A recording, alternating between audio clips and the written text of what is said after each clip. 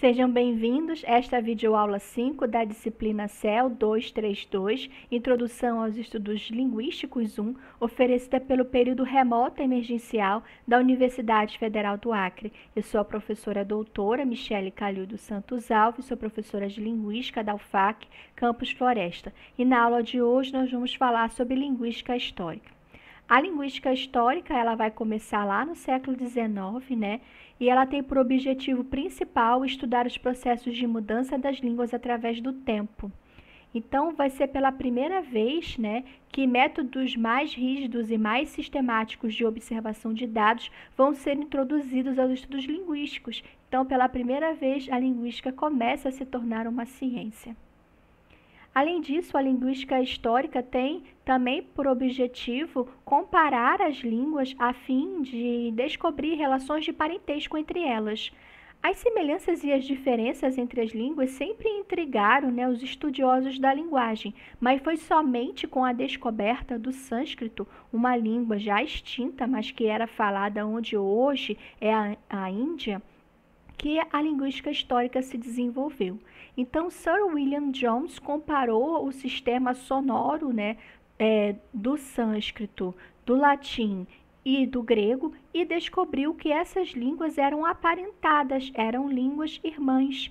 E, mais do que isso, ele propôs que as três derivavam de uma mesma língua, uma língua-mãe, que foi mais tarde chamada de proto-indo-europeu.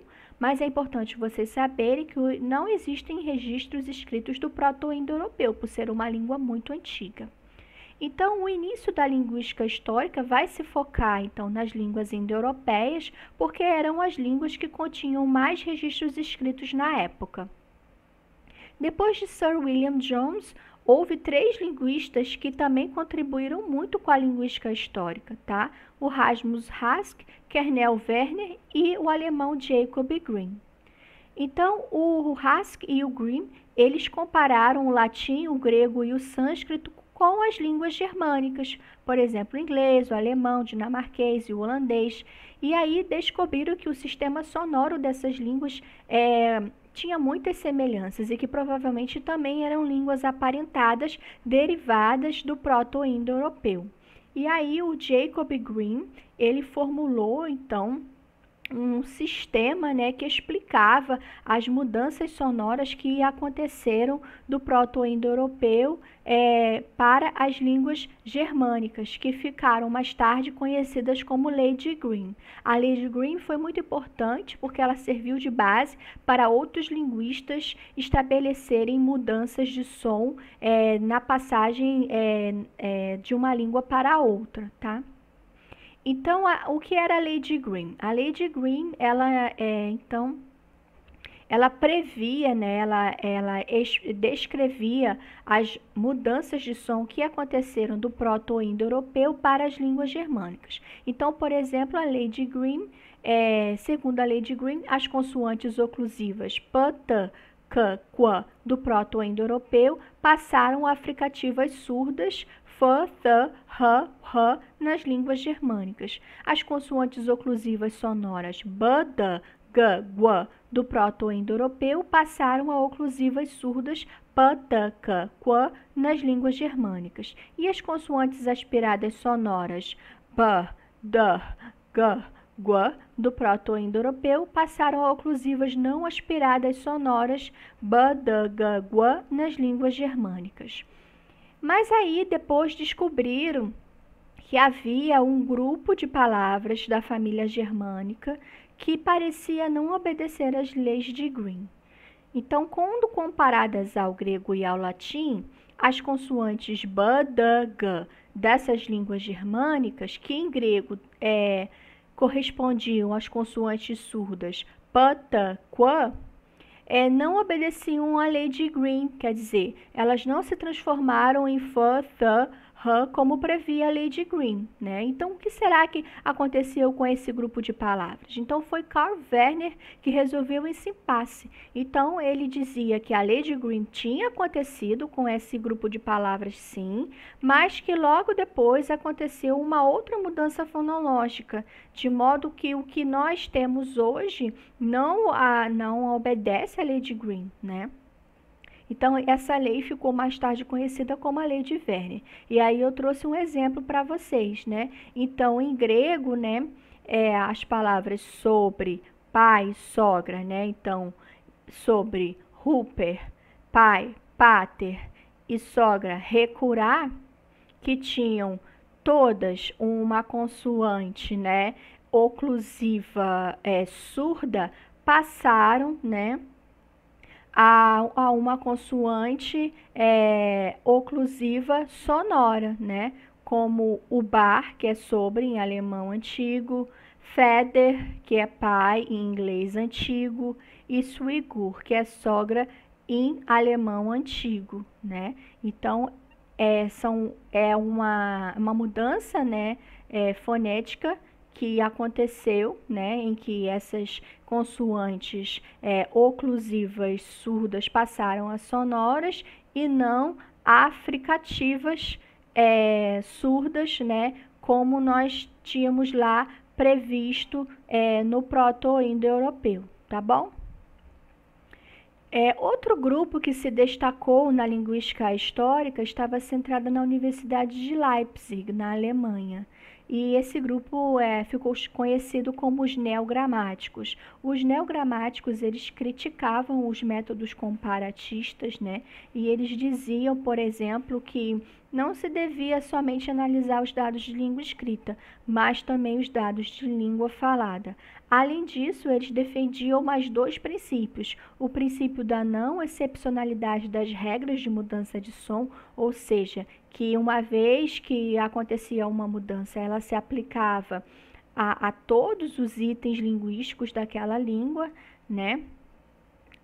E também o princípio da analogia, que explicava, então, mudanças que aparentemente pareciam violar mudanças já previstas pelas leis fonéticas, por exemplo, como a lei de Green, tá? Então, eram palavras que seguiam outras leis que não a lei de Green, por exemplo, mas seguiam princípios de analogia.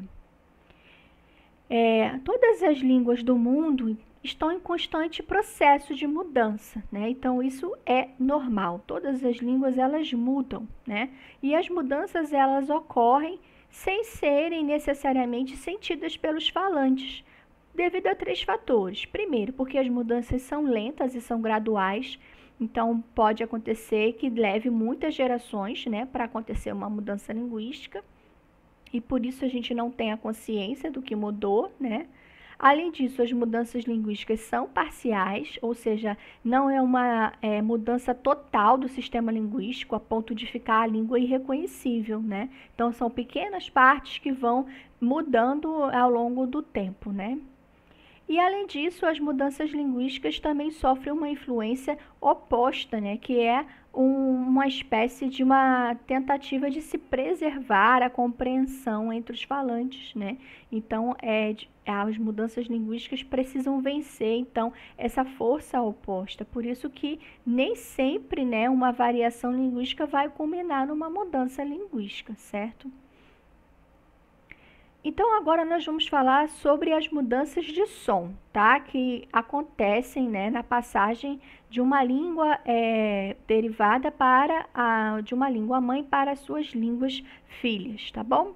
Então, um dos principais mecanismos de mudança linguística é a mudança de som, e para que ela aconteça é necessário existir uma variação linguística, ou seja, é preciso que essa língua varie por um período de tempo, de modo que, com o passar dos anos, né, uma dessas formas linguísticas comece a ser, então, mais utilizada, de modo a substituir, né, por completo a outra, tá bom?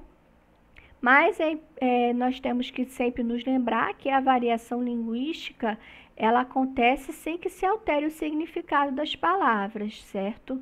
Mas é lógico que a variação linguística está também sob influência, né, de fatores sociais, né? Então, por exemplo, hoje nós vemos que existe uma variação com relação ao uso, né, da terceira pessoa do plural nos verbos. Então, os verbos em terceira pessoa do plural podem estar com marcas de concordância, né, no plural ou não. Então, nós podemos dizer que as crianças foi ou que as crianças foram, né? Então, é uma variação que está acontecendo hoje na língua, né? Então, nós temos variedades que usam mais as crianças foram e variedades que usam mais as crianças foi, certo? Não existe uma variedade correta, certo? Não existe uma forma de falar correta, tá? Trata-se de uma variação linguística. E pode ser que com o tempo, né, uma dessas variantes vença. Então, geralmente a tendência é da variante inovadora vencer, né? Então, pode ser que daqui a um tempo a gente não diga mais as crianças foram, mais as crianças foi, certo? Então, é lógico que hoje a gente sabe que quem fala, né, as crianças foi, sofre um preconceito linguístico, né? São variantes estigmatizadas da língua, né? Que geralmente são faladas por camadas menos escolarizadas, né? Com uma classe social mais baixa, né? E, enfim. Mas isso é sobre essa diferença, né, que existem entre as variantes, são consequência, né, de fatores sociais, né? Então, o preconceito social que já existe contra as pessoas sem escolaridade, contra as pessoas de camadas mais baixas, né, da sociedade, se reflete na língua, né? Se reflete também pelo modo como elas falam, né? Mas isso não tem nada a ver com a linguística, porque para a linguística ambas variantes estão corretas, ambas são dignas de ser estudadas pela linguística, tá? Outra coisa importante sobre a mudança de som é que é antieconômico para os falantes terem uma língua com duas variantes de uma mesma palavra. Então, o processo natural é que aconteça a mudança linguística depois de uma variação linguística, né? Mas é difícil a gente detectar, a gente prever, né, se de fato vai acontecer uma mudança ou não, porque às vezes acontece de ficar uma variação para sempre, né? E não acontecer nenhum tipo de mudança e continuar as duas formas competindo, tá? Sem uma suplantar a outra. Então, é impossível a gente prever o que uma comunidade linguística vai deixar de fazer ou vai fazer, né? Então, quanto à natureza, as mudanças de som são classificadas de acordo com o processo envolvido, né? Então, existem vários tipos de processos de mudanças de som. O primeiro deles que nós vamos ver é a perda ou a adição de fonemas. Então, tanto a perda quanto a adição de fonemas são os tipos de mudanças de som mais frequentes, tá? Então, a perda acontece quando o som é perdido, né? E a adição de fonemas acontece quando se insere, né, um som, um novo som, tá bom? Então, um exemplo de perda de som foi, por exemplo, com a consoante P do proto-indo-europeu, que passou a ser um fonema zero, né? Que a gente vai chamar, então, que houve uma perda desse som, né?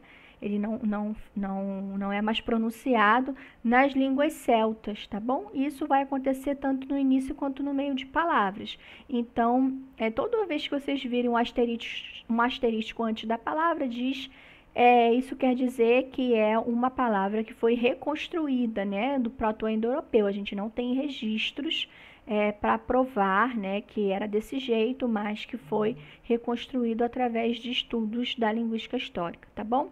Então, no proto-indo-europeu, nós tínhamos a consoante P, né, em pater, pai, nepot, sobrinho, e tepent, quente.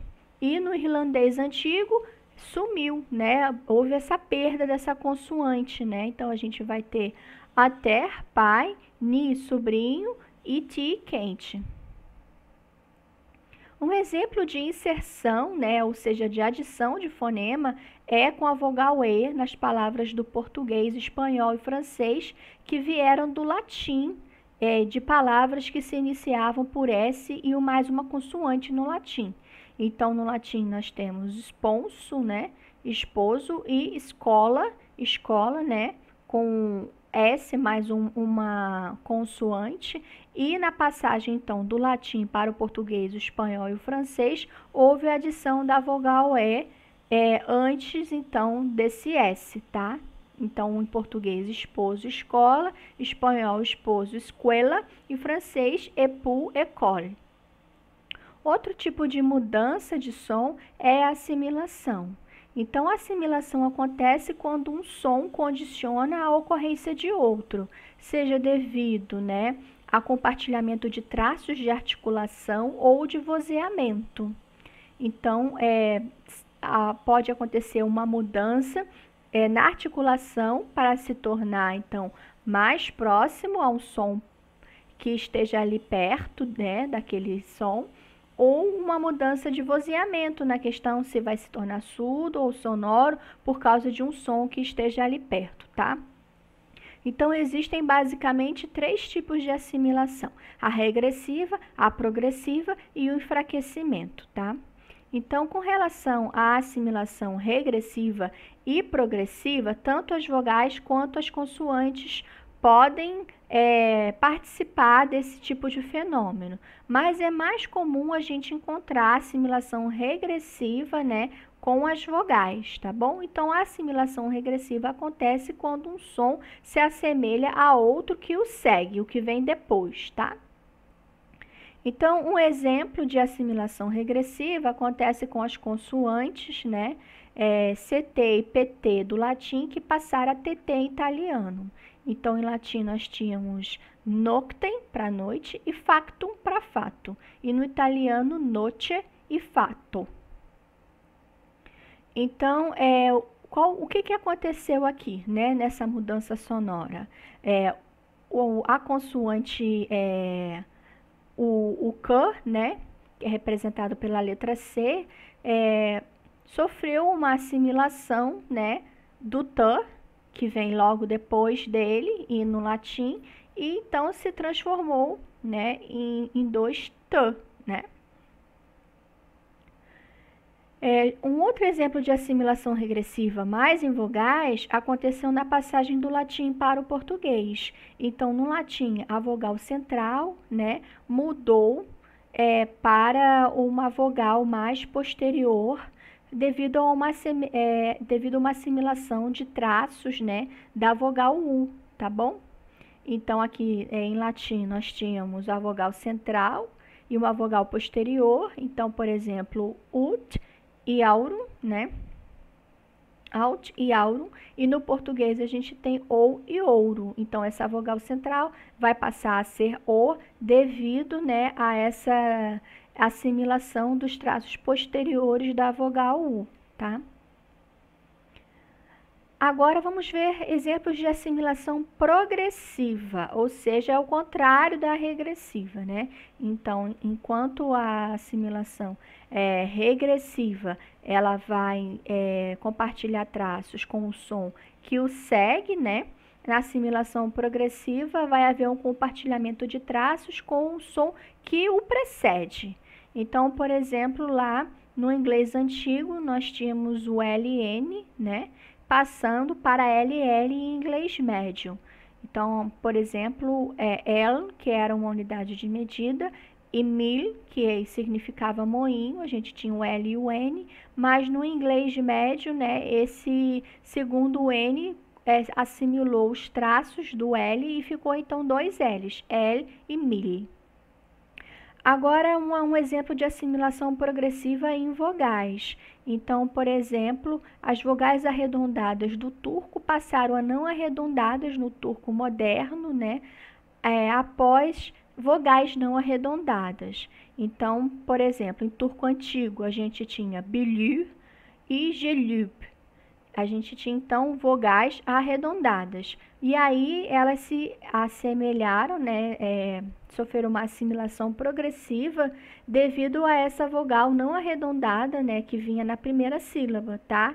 E então passaram a bilir e gelip, que significa então ele sabe e indo, respectivamente. Então agora nós vamos ver exemplos de enfraquecimento, né? Por exemplo, em que consoantes oclusivas se tornaram contínuas. Então, por exemplo, as consoantes oclusivas no latim b passou a uma fricativa sonora bilabial em português, o v. Então, rúbio passou a ruivo e a bere passou a haver, né? B passando a v, tá? Agora vamos ver um exemplo de enfraquecimento devido a uma mudança de sonoridade, não uma mudança de articulação, mas de sonoridade. Então, no latim, as consoantes surdas, né, p e t, passaram a sonoras entre vogais no português, b e d, como lupo passando a lobo e mutare passando a mudar, né? Então, o p passando a b e o t passando a d. Veremos agora exemplos de dissimilação. A dissimilação é menos comum que a assimilação. Então, a dissimilação acontece quando um de mais sons que eram bastante similares se modificam, né, para que eles fiquem então diferentes, tá? Então, a gente tem exemplos do latim para o francês. Então, a mudança da vibrante do latim para um L no francês, né? Então, a gente tem fragare e frigorossum. Então, a gente percebe que nós temos sons muito semelhantes, né? São duas vibrantes na mesma palavra, e então vai sofrer um processo de dissimilação para que elas fiquem diferentes, né? Então, vão passar a L. Então, as palavras flairer do francês e frire do francês, tá? E significam cheirar e frio, respectivamente. Mais um exemplo de dissimilação é quando uma de duas vogais sucessivas no latim passaram a E no francês. Então, a gente tinha divinum e succum. Então, a gente tem duas vogais, né, sucessivas, tipo o I e o I, e o U e o U, né? E aí, então, elas vão sofrer um processo de dissimilação para que elas se tornem diferentes. Devant e secus, respectivamente, divino e choque, em francês. Veremos agora um exemplo de mudança de duração de som. Então, o tipo mais comum é o alongamento compensatório. Então, essa mudança ocorre quando a primeira consoante de uma sílaba pesada, tipo VCC, cai. E para compensar o peso da sílaba, a vogal que a precede se alonga. Então, por exemplo, no celta comum, a gente tinha a palavra magro para príncipe e quenetlo para gênero.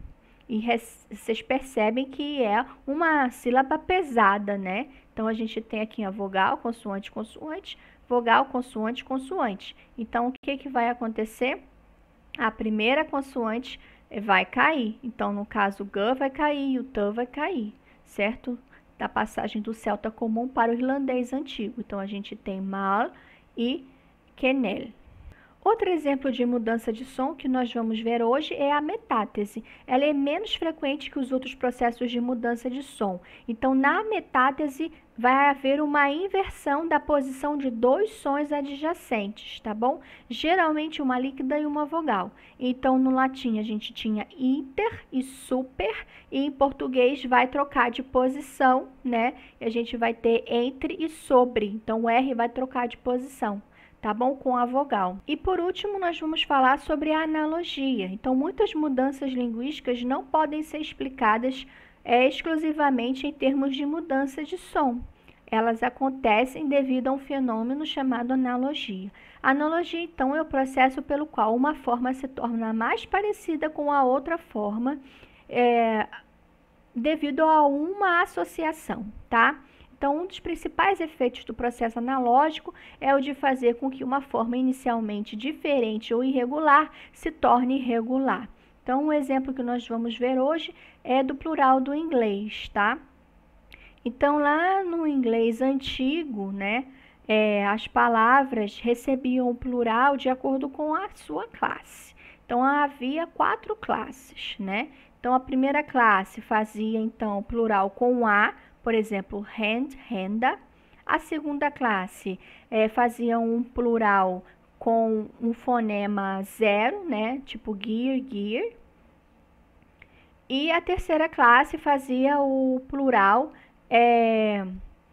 havendo uma mudança na vogal, né? Então, o E passando a A, tá? Por exemplo, ig, igen. E a quarta classe fazia o plural com AS, stan, stanas, tá? Então, o que que aconteceu? No inglês moderno, né, vocês reparem que não vai ter mais esse sistema de classes de palavras, né? A gente vai ter no inglês moderno todas as palavras recebendo somente o S. Então, o que que aconteceu nesse caso, né? A marcação de plural, que antes era irregular, né, que existiam 4 formas de fazer o plural, passou a ser regular, né? Somente com uma forma. Então, a forma que ganhou foi a da classe 4, né?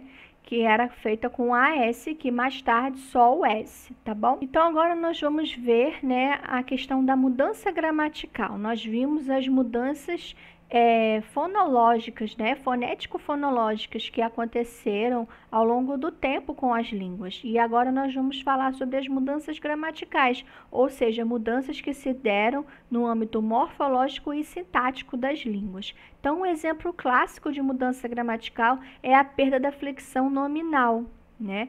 Então, no latim, a gente tinha uma flexão nominal bastante visível na língua, de modo que existia uma ordem livre para expressar as relações gramaticais, como sujeito e objeto. Porém, com essa perda dessa flexão, agora a gente não pode mais ter uma ordem livre nas línguas românicas, como português, francês, espanhol, italiano e romeno, né? Então, no latim, a ordem das palavras era livre porque existia um sistema de marcação de caso, né, para marcar o caso nominativo e o caso acusativo, por exemplo, né? Outros casos também, mas a gente vai focar hoje no nominativo e no acusativo, tá? Então, era possível para o falante alterar a ordem dos constituintes sem prejudicar a compreensão da sentença, né? Então, o sujeito poderia trocar de lugar com o objeto e isso não ia mudar o significado da frase, porque existiria ali uma marcação de caso em cada palavra para dizer quem era o sujeito e quem era o objeto. Mas, na passagem, então, do latim para as línguas românicas, né, como o espanhol, o português, o francês, o romeno, o italiano, a gente não tem mais esse sistema de ordem livre, porque agora a gente não tem mais marcação de caso nominal. Então, a gente precisa seguir uma ordem fixa. Por exemplo, os verbos devem vir depois dos sujeitos e os objetos depois do verbo. A gente não vai poder trocar sujeito e verbo, senão a frase vai mudar, né? A interpretação da frase. Então, vamos ver um exemplo, né? Então, em latim, nós tínhamos Marcellus amat Claudium, né? E aí a gente tem, como eu disse para vocês, a marcação de caso nominativo e a marcação de caso acusativo, né? Aqui o verbo, certo? Então, você poderia falar sujeito, verbo, objeto, mas você também poderia falar, trocar a ordem, colocar o objeto na frente, objeto, verbo e sujeito. E isso não ia mudar em nada, né? A interpretação da frase, certo? Porque a marcação de caso ia estar lá certinho, indicando quem era o sujeito e quem é o objeto, tá bom? Então, Marcelo ama Cláudia nas duas frases, independente da ordem. Porém, né, a gente sabe que nas línguas românicas a gente não pode dizer Marcelo ama Cláudia é igual a Cláudia ama Marcelo, né? Então, a ordem altera o significado, tá bom? Porque nas línguas românicas modernas, nós não temos mais essa marcação de caso nos nomes, tá bom? Agora nós vamos tratar das mudanças semânticas, tá? Ou seja, mudanças que aconteceram, né, com relação ao significado das palavras, tá? Então, a primeira mudança semântica é quando surge uma nova palavra, né? O aparecimento ou o neologismo, tá bom? Então, quando um novo item é inserido no léxico de uma língua, seja por mecanismos internos ou externos, tá? Então, essa inserção, ela pode vir da necessidade de se nomear uma coisa nova, né? Uma descoberta, uma invenção. Por exemplo, né? DVD player, né? Ou nomear novas atitudes ligadas ao nome próprio, como narcisismo, lulismo, etc. Então, dentre as classes de palavras passíveis, né, de terem acrescido um novo item lexical, a mais comum é a classe dos nomes, né, pelo processo de empréstimo. Então, acontecem muitos empréstimos, por exemplo, de línguas indígenas, né, tanto animais como plantas, objetos, lugares, né. Acontecem também empréstimos vindos de línguas estrangeiras, né, que, por exemplo, do inglês, do francês, né, do japonês, do persa, do árabe, até do sânscrito, do turco. Outro processo, então, de mudança semântica é a da obsolência. A obsolência é o oposto do aparecimento, ou seja, quando um item lexical deixa de existir em uma dada comunidade linguística, devido a questões de frequência de uso, tá bom? É muito difícil você estabelecer com precisão quando um item lexical não faz parte de um vocabulário de uma língua, né? Porque a gente tem problemas com ausência de textos escritos, né, de registros escritos, ou a falta de dados de memória de pessoas, né? Então, por exemplo, exemplos de palavras obsoletas. Alucatário, né, que antigamente era inquilino, clavina, que era carabina, monoquine, que era maior, repostaria, que é uma dependência dos palácios, né, tassalho, que era uma fatia grande, tá? Então, são palavras que não são mais usadas, tá bom? Outro exemplo de mudança semântica é o contato semântico, ou seja, quando um item lexical existente adquire um novo significado dentro de um contexto específico. Então, um exemplo é a palavra bead do inglês, né, que significa conta, né, conta de um colar, tá bom? Essa palavra bead, ela provém da palavra gebed, que significava reza e oração, tá? Então, por que então surgiu essa palavra conta a partir da palavra reza e oração? Bem, é devido ao costume que se tinha de contar as orações em rosários que eram formados por continhas, né? Então, é por isso que conta, então, passou a ser derivado, né, dessa palavra gebed, tá? Mas isso só aconteceu graças ao empréstimo da palavra prayer, do francês, que significava oração. Então, prayer significa oração no inglês, né? Então, houve foi necessário existir, então, esse empréstimo do francês, né, para poder cobrir o antigo sentido de reza e oração, para então formar a palavra bead, né? Senão não seria possível, né? Um outro exemplo de mudança semântica é o isolamento de formas, ou seja, quando o item particular de um grupo relacionado a uma determinada forma se distancia do resto do grupo e assume um novo significado. Então, um exemplo é a palavra tectum, do latim, que significa teto. Originalmente, essa palavra, né, lá no latim arcaico, era tegtum, que é teg, cobrir, e tum, um sufixo para formar nomes de verbos. Então, na passagem do latim arcaico para o latim clássico, tegtum passou a ser tectum, porque o morfema tum passou a não ser mais produtivo na língua, então ganhou um novo significado, passou a ser somente teto. Um outro exemplo é o deslocamento semântico. Então, nós vamos ter vários tipos de deslocamento semântico. O primeiro deles é a extensão, ou seja, um fenômeno pelo qual os sentidos de um dado item lexical, né, aumentam de número com o passar do tempo. Então, um exemplo é a palavra salário.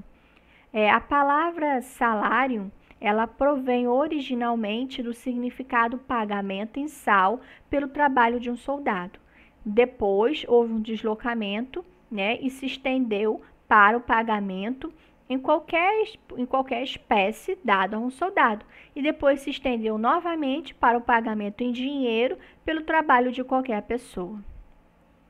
Um outro exemplo de deslocamento semântico é o estreitamento ou restrição. É o processo inverso da extensão, ou seja, quando um item tem seu significado restringido. Então, a palavra pílula significava qualquer tipo de medicação, né, em forma de comprimido, mas hoje em dia passa a significar, né, cada vez mais um tipo específico de medicação, que é o contraceptivo oral. Um outro tipo, então, é o uso figurativo, tá?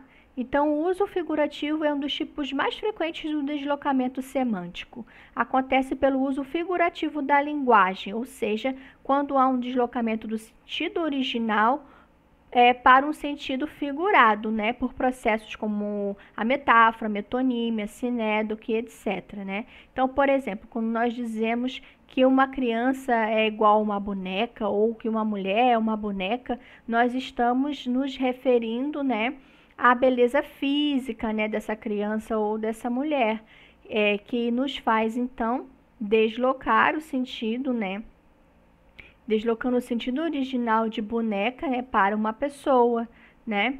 Então, até nos dicionários há duas entradas para a palavra boneca, né, que pode ser a boneca mesmo, né, ou o sentido figurado de boneca, né, se referindo à beleza de uma mulher ou de uma criança, tá? Outro processo importante, né, é o desvio, tá? O desvio é o processo pelo qual um item lexical continua a existir, apesar de seu significado se desviar. Porém, não há grandes mudanças, tá bom? Não sai do campo semântico. Então, o exemplo é a palavra artillery do inglês. Então, antes, artillery se referia a aquelas armas e utensílios de guerras antigos, né? Hoje em dia se refere a armas modernas, tá? Agora, vamos passar para a segunda parte da aula, né, que vai falar sobre a classificação genética e a reconstrução das línguas. Então, um dos propósitos da linguística histórica é comparar as línguas, né, para descobrir essa genética, né, de onde vêm as línguas, quais são as línguas aparentadas, tá bom? E a partir daí reconstruir línguas mães, línguas mais antigas, tá? Então, a classificação genética é o processo pelo qual línguas distintas são agrupadas em uma dada classe, né, devido a critérios tipológicos, né, enfim, semelhanças de traços fonéticos, fonológicos e gramaticais, ou segundo critérios teóricos, tá? Então, as primeiras classificações genéticas, né, das línguas seguiram princípios teóricos, baseados em correspondências de som. E aí, eles começaram, né, depois lá dos estudos de Grimm e Werner, tá? Então, com base nos postulados de mudança de som, foi possível verificar, né, até que ponto duas ou mais línguas eram semelhantes ou não, né, devido ao empréstimo linguístico, por exemplo, ou ao mero acaso, tá bom? Então, essas correspondências sistemáticas dos sons apontavam para uma ascendência genética, uma relação genética entre essas línguas, tá? E aí, nesse último caso, a hipótese era que essas línguas eram chamadas de línguas irmãs, né? Que eram derivadas de uma única língua, que era chamada de língua mãe ou língua comum, tá? Então, para expressar o relacionamento genético entre as línguas aparentadas, a gente utiliza o diagrama de árvore, que foi criada lá pelo linguista alemão August Schleicher no século XIX, tá? Então, como vocês veem aí na figura, A é considerada a língua mãe e as línguas B, C e D são as suas descendentes, né? São línguas filhas e irmãs entre si, tá? Ainda é possível ter mais ramificações, né, mais profundas, em que você tem a língua A como língua mãe, as línguas filhas de A, B, C e D, né, e as línguas filhas de B, E e F, as línguas filhas de C, G, H e I, e as línguas filhas de D, J e K, né, e por sua vez, E e F são línguas irmãs, né, G, H e I são línguas irmãs, e JK também são línguas irmãs, tá? Quanto aos níveis e classificação em que se agrupam as línguas, existem pelo menos dois: os troncos linguísticos e as famílias linguísticas. Então, o tronco linguístico é formado por uma ou mais de uma família linguística, e cada família pode ter uma ou mais de uma língua irmã, tá? Mas é importante dizer que é praticamente impossível um linguista determinar de ponto preciso, né? Qual foi o ponto preciso na história que uma língua se dividiu em duas ou mais, tá? Mas os estudos mostram, né, que um tronco linguístico varia, né, de 5 a 6 mil anos e o de uma família linguística varia de 2 a 4 mil anos. Então, essa que é mais ou menos a relação temporal com relação à diferença, à mudança linguística que aconteceu, né, ao longo dos anos, tá bom? Mas os estudos mostram, né, que o grau de profundidade temporal de um tronco linguístico varia de 5.000 a 6.000 anos e de uma família linguística varia de 2.000 a 4.000 anos. Então, essa seria mais ou menos a distância temporal que separaria os troncos linguísticos e as famílias linguísticas, tá? Além disso, existem línguas no mundo que não são geneticamente classificadas como pertencendo a nenhum grupo linguístico. Nós chamamos essas línguas de línguas isoladas. Então, um exemplo é o basco, que é falado na Espanha, o coaiá e o aicaná, falados em Rondônia, o aranché e o trumai, em Mato Grosso, e o ticuna, no Amazonas. Uma vez determinado o parentesco genético entre duas ou mais línguas, o segundo passo é reconstruir a sua língua-mãe, né? E aí a descrição vai ser mais completa quanto mais dados houver, tá bom? Dessas línguas filhas. Então, para reconstruir uma língua-mãe a partir das filhas, é utilizado o método comparativo, que envolve o estabelecimento de correspondências de elementos fonéticos e fonológicos, como nós vimos, né, no início da aula, de palavras cognatas nas línguas envolvidas, tá? E aí, procura-se um ancestral, né, que possa, então, dar conta de todas essas diferenças que existem entre as línguas filhas, né, de modo... Então, para reconstruir uma língua-mãe a partir de seus descendentes, é utilizado um método comparativo, né, que estabelece a correspondência entre elementos fonéticos e fonológicos, que nós vimos lá no início da aula, entre palavras cognatas das línguas envolvidas, tá? Então, esse trabalho de reconstrução da língua, né, ele é bastante complexo e bastante trabalhoso, né? Porque além de uma reconstrução fonética fonológica, você também precisa de uma reconstrução morfológica e sintática, né? É claro que nós vamos seguir os mesmos procedimentos, né, comparativos da reconstrução fonológica também para a reconstrução morfológica e sintática. Então, eu trouxe para vocês, né, como seria, então, o nosso tronco proto-indo-europeu, né, formado por várias famílias. Então, a gente tem aqui a família balto-eslávica, né, a família germânica, a família céltica, a família itálica, né. Aqui são outras famílias, né, a família helênica, albaniana, a família anatoliana, a família indo-iraniana, né, a família tocariana. E aí, cada família dessa, né, tem suas línguas filhas, né, que originam outras famílias, certo? Então, é uma espécie de árvore genealógica. Então, aqui o português, né, tem como línguas irmãs, por exemplo, o espanhol, o catalão, o francês, né, e o galego, tá? Por sua vez, o latim também vai ter como sua língua mãe, né, o latino faliscano, tá? E como sua língua, o latino faliscano como sua língua mãe, o itálico, tá? Trouxe também, né, um exemplo do tronco tupi, né, das línguas indígenas brasileiras.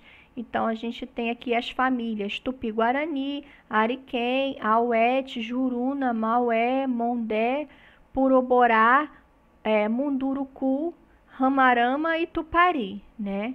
E aí, a partir dessas famílias, nós temos as línguas e os dialetos, tá? Um outro tronco linguístico das línguas brasileiras, as línguas indígenas brasileiras, é o tronco macro-G, das famílias Bororó, Krenak, Guató, G, Carajá, Machacali, Ofaié, Ricbatska e Atê. Então, a partir dessas famílias, nós temos as línguas e os dialetos, tá? E aí, mais especificamente falando do Acre, né? Então, as línguas acrianas, elas não pertencem a nenhum tronco linguístico específico, mas a maioria delas são da família Pano, tá? Então, por exemplo, Catuquina, Caxinauá, Nuquini, Poianauá, Yaminauá, Iauanauá, né? São línguas indígenas acrianas da família Pano. Também temos uma língua indígena acriana culina, né, da família Arauá, e temos a língua indígena Machineri ou Machineru, também, mas é da família Aruac, né? Então, é isso. Ficamos aqui e esse é o fim da nossa videoaula e até a próxima.